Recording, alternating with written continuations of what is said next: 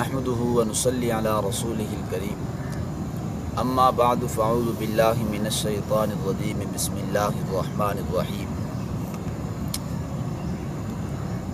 آج کی اس مختصر سی نشست میں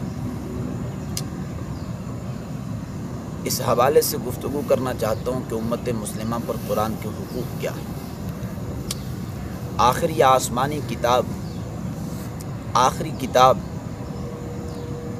انسانوں کی ہدایت کے لیے، انسانوں کی رہنمائی کے لیے نازل کی گئی تھی، لیکن آج امت مسلمہ نے اس قرآن کے ساتھ جو بے رخی اختیار کر رکھی ہے، یقیناً یہ بہت ہی ایک مجرمانہ عمل ہے۔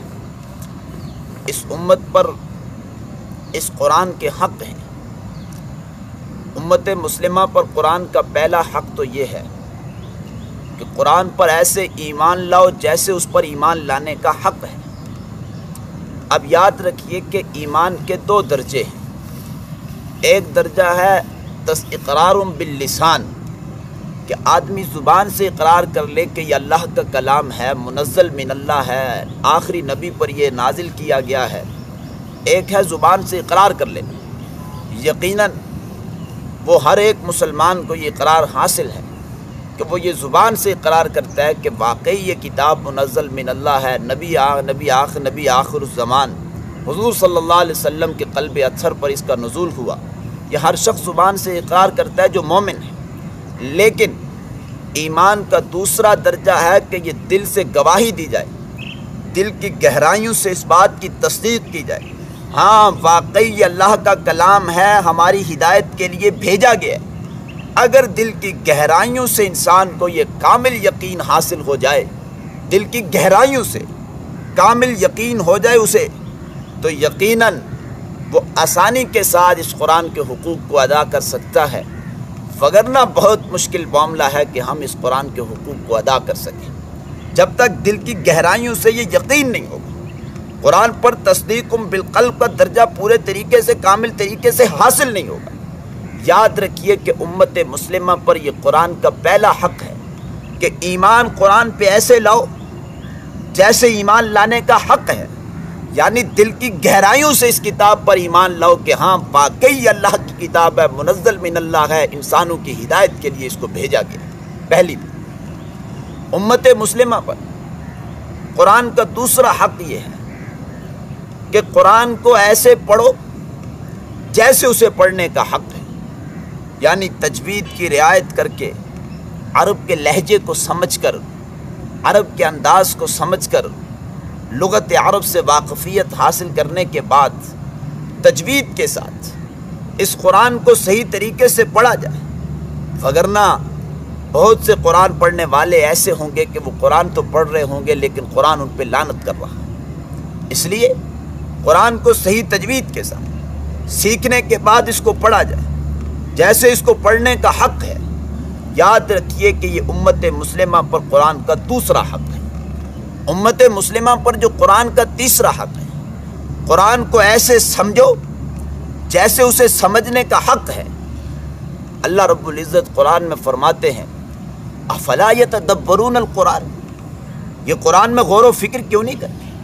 ام علی قلوب اقفالها، کہیں ایسا تو نہیں ہے کہ ان کے دلوں پر قفل چڑھ چکے ہیں، ان کے دلوں پر تالے لگ چکے ہیں، کہیں ایسا معاملہ تو نہیں ہے۔ یاد رکھیے کہ قرآن کو سمجھنے کے دو درجے ہیں۔ اللہ نے قرآن کے اندر جو اصطلاحات استعمال کی ہیں، ایک اصطلاح استعمال کی تذکر بالقرآن کی، کہ قرآن کے ظاہری الفاظ کو سمجھ لیا جائے، قرآن کے متن کو سمجھ لیا جائے، انسان لغت عرب سے اتنا واقف ہو کہ قرآن کے ظاہری الفاظ کو پڑھتا چلا جائے، وہ جو قرآن کی نصیحت اور ہدایت کی باتیں وہ دل کے اندر پیوست ہوتی چلی جائے۔ یہ ہے تذکر بالقرآن۔ وَلَقَدْ يَسَّرْنَا الْقُرْآنَ لِلذِّكْرِ فَهَلْ مِن مُدَّكِرٍ، ہم نے تو اس قرآن کو سہل بنایا، کیا کوئی ہے اس قرآن سے نصیحت حاصل کرنے والا؟ یہ ہے قرآن کو سمجھنے کا پہلا درجہ، تذکر بالقرآن، جو کم از کم ہر مسلمان کو حاصل ہونا چاہیے کہ وہ قرآن کو سامنے کھول کے رکھے، قرآن کے ظاہری الفاظ کو پڑھتا چلا جائے، قرآن کے ظاہری متن کو پڑھتا چلا جائے، وہ ہدایت کی باتیں، وہ نصیحت کی باتیں اس کے دل و دماغ کے اوپر نقش ہوتی چلی جائیں۔ یہ ہے تذکر بالقرآن۔ دوسری اصطلاح جو قرآن میں استعمال ہوئی ہے وہ ہے تفکر بالقرآن، تدبر بالقرآن، کہ قرآن کی گہرائیوں میں غوطہ زن ہو جاؤ، قرآن کے اندر غور و فکر کرو۔ یاد رکھیے کہ قرآن کو سمجھنے کے لیے اللہ نے قرآن کے اندر یہ دو اصطلاحات استعمال کی، تذکر بالقرآن اور تدبر بالقرآن۔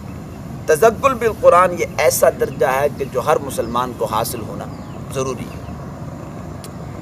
تیسرے نمبر پر، پہلا نمبر کہ قرآن پر ایمان لاؤ جیسے اس پر ایمان لانے کا حق ہے۔ دوسرا نمبر کہ قرآن کو ایسے پڑھو جیسے اس کو پڑھنے کا حق ہے۔ اور تیسری بات یہ ہے کہ قرآن کو ایسے سمجھو جیسے اسے سمجھنے کا حق ہے۔ چوتھی بات، پھر قرآن پر ایسے عمل کرو سمجھنے کے بعد جیسے اس پر عمل کرنے کا حق ہے۔ یاد رکھو مسلمانوں، اگر ہم قرآن کو اپنی انفرادی زندگیوں میں بھی اور اپنے اجتماعی نظام میں بھی، چاہے ہمارا عائلی اور خاندانی نظام ہو، چاہے ہمارا معاشرتی نظام ہو، چاہے ہمارا معاشی نظام ہو، چاہے ہمارا سیاسی نظام ہو، جب تک بالفعل ہم اس قرآن کی تعلیمات کو نافذ نہیں کریں گے، دنیا میں ہمارا کوئی وقار، دنیا میں ہماری کوئی عزت، دنیا میں ہمارا کوئی اثر و رسوخ قائم نہیں ہو سکتا۔ یہ واضح بات ہے۔ اللہ نے اہل کتاب سے خطاب کیا قرآن میں، قل یا اہل الکتاب، اے نبی اہل کتاب سے کہہ دیجئے، یہود و نصارہ سے، کہ لستم علی شیء، دنیا میں تمہاری کوئی حیثیت نہیں ہوگی، دنیا میں تمہارا کوئی مقام نہیں ہوگا، دنیا میں تمہارا کوئی وقار نہیں ہوگا، دنیا میں تمہارا کوئی اثر و رسوخ نہیں ہوگا، حتی تقیم التوراۃ والانجیل، یہاں تک کہ تم اپنی زندگیوں میں، چاہے وہ انفرادی ہو چاہے وہ اجتماعی ہو، جب تک تم تورات اور انجیل کو نافذ نہیں کر لیتے ہو اس وقت تک دنیا میں تمہارا کوئی مقام نہیں ہوگا۔ اگر اسی قرآن کی آیت کا رخ امت مسلمہ کی طرف پھیر دیا جائے تو واضح طور پہ یوں بنے گی، قل یا اہل القرآن، اے نبی اہل قرآن سے کہہ دیجئے کہ لستم علی شیء، دنیا میں تمہاری کوئی عزت نہیں ہوگی، دنیا میں تمہارا کوئی وقار نہیں ہوگا، دنیا میں تمہارا کوئی مقام نہیں ہوگا، دنیا میں تمہارا کوئی اثر و رسوخ، حتی تقیم القرآن، یہاں تک کہ تم اپنی انفرادی زندگیوں میں اور اپنی اجتماعی زندگیوں میں قرآن کو نافذ نہیں کرو۔ جب تک قرآن کو تم نافذ نہیں کرو گے، یاد رکھو کہ مسلمانوں دنیا میں اس وقت تک ہمارا کوئی مقام نہیں ہوگا۔ اور اللہ نے قرآن کریم کو عملی نافذ نہ کرنے کی اتنے شدید الفاظ استعمال کیے، فرمایا کہ وَمَن لَّمْ يَحْكُم بِمَا أَنزَلَ اللَّهُ فَأُولَٰئِكَ هُمُ الْكَافِرُونَ، جو لوگ قرآنی احکامات کے مطابق فیصلہ نہیں کرتے، فرمایا یہی کافر ہے۔ پھر اسی رکوع میں فرمایا وَمَن لَّمْ يَحْكُم بِمَا أَنزَلَ اللَّهُ فَأُولَٰئِكَ هُمُ الْفَاسِقُونَ، جو لوگ اللہ کے احکامات، قرآنی احکامات کے مطابق فیصلہ نہیں کرتے، فَأُولَٰئِكَ هُمُ الْفَاسِقُونَ، یہی نافرمان لوگ ہیں۔ پھر اللہ نے تیسری مرتبہ کہا وَمَن لَّمْ يَحْكُم بِمَا أَنزَلَ اللَّهُ فَأُولَٰئِكَ هُمُ الظَّالِمُونَ، جو اللہ کے احکامات کے مطابق فیصلہ نہیں کرتے، فرمایا کہ یہی ظالم اور یہی سرکش لوگ ہیں۔ اب آپ خود اندازہ کر لیں کہ اللہ ایک مرتبہ ہی کہہ دیتے وَمَن لَّمْ يَحْكُم بِمَا أَنزَلَ اللَّهُ فَأُولَٰئِكَ هُمُ الْكَافِرُونَ تو کافی تھا، لیکن اللہ نے ایک ہی جملے کو 3 مرتبہ استعمال کیا۔ ایک مرتبہ کہا فَأُولَٰئِكَ هُمُ الْكَافِرُونَ، دوسری مرتبہ کہا فَأُولَٰئِكَ هُمُ الظَّالِمُونَ، تیسری مرتبہ کہا فَأُولَٰئِكَ هُمُ الْفَاسِقُونَ۔ وَمَن لَّمْ يَحْكُم بِمَا أَنزَلَ اللَّهُ، جو لوگ اللہ کے احکامات، قرآنی احکامات کے مطابق فیصلہ نہیں کرتے، یہی کافر، یہی ظالم، یہی فاسق اور سرکش۔ آپ خود اندازہ کر لیں کہ اللہ کی اللہ کا اتنا سخت تکلم، اتنا شدید تکلم ہے، اتنا اللہ کا یہ سخت تکلم کہ اللہ کیا اللہ انسانوں کو جھنجھوڑنا چاہتے، لہذا تمہارے فیصلے قرآن کے مطابق ہونے چاہیے۔ تم اپنے عملی زندگیوں میں بھی، انفرادی زندگیوں میں بھی قرآن کو نافذ کرو اور اپنے اجتماعی نظام کے اندر بھی قرآن کو نافذ کرو۔ مسلمانوں جب تک ہم اپنی انفرادی زندگیوں میں اور اپنی اجتماعی زندگیوں میں قرآن کو نافذ نہیں کریں گے تو لستم علی شیء، دنیا میں ہمارا کوئی مقام اور ہمارا کوئی وقار نہیں ہوگا۔ جیسے آج پوری دنیا میں امت مسلمہ کے سروں کی فصلیں کاٹی جا رہی، پوری دنیا میں مسلمان کے خون کو پانی سے زیادہ سستا سمجھ کے بہایا جا رہا ہے، پوری دنیا پہ یہود و نصارہ غالب ہیں۔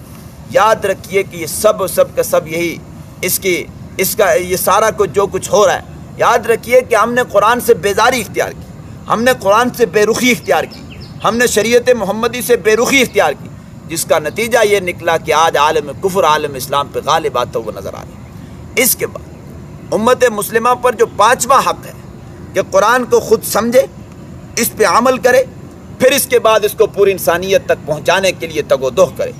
یہ 5 حقوق ہیں قرآن کے جو امت مسلمہ پر لازم ہیں۔ اللہ رب العزت ان 5 حقوق کو سمجھنے کے بعد اللہ ہمیں اس پر عمل کرنے کی توفیق نصیب فرمائے۔ وآخر دعوانا الحمدللہ رب العالمین۔